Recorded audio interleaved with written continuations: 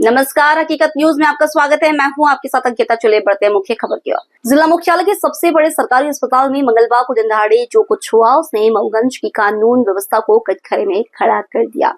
थाना लोर क्षेत्र के ग्राम रामपुर से शुरू हुआ एक पुराना विवाद सिविल अस्पताल की चारदीवारी के भीतर खूनी संघर्ष में बदल गया।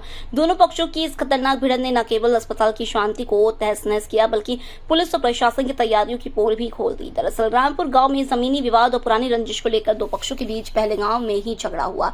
घायल पक्ष इलाज के लिए मऊगंज सिविल अस्पताल पहुंचा, लेकिन बात यही नहीं रुकी। कुछ ही देर में दूसरा पक्ष भी अस्पताल परिसर में आ धमका और वहां जो हुआ वो रोंगटे खड़े कर देने वाला था। अस्पताल जहां जख्मों पर मरहम लगाना चाहिए वहीं लाठियों और हथियारों से एक दूसरे को लहूलुहान किया गया। प्रत्यक्षदर्शियों के मुताबिक दोनों गुटों ने एक दूसरे पर लाठी, डंडे, लोहे की रॉड और धारदार हथियारों से हमला बोल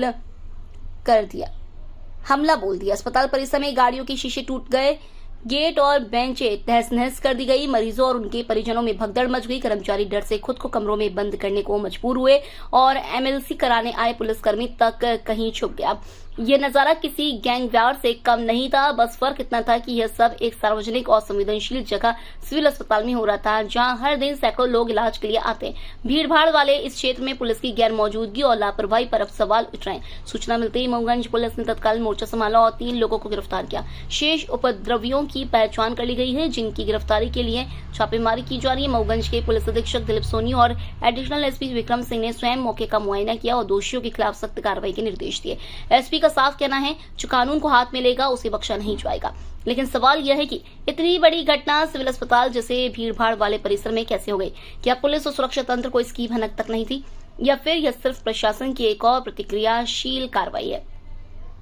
यह बनकर रह जाएगी। स्थानीय लोग अब इस घटना को प्रशासनिक लापरवाही और कानून व्यवस्था के गिरते स्तर का संकेत मान रहे हैं। आखिरकार एक अस्पताल अगर सुरक्षित नहीं है तो आम आदमी कहां जाए?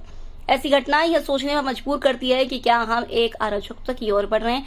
अब निगाहें इस बात पर है कि प्रशासन इस पूरे मामले में कितनी गंभीरता और सख्ती दिखाता है।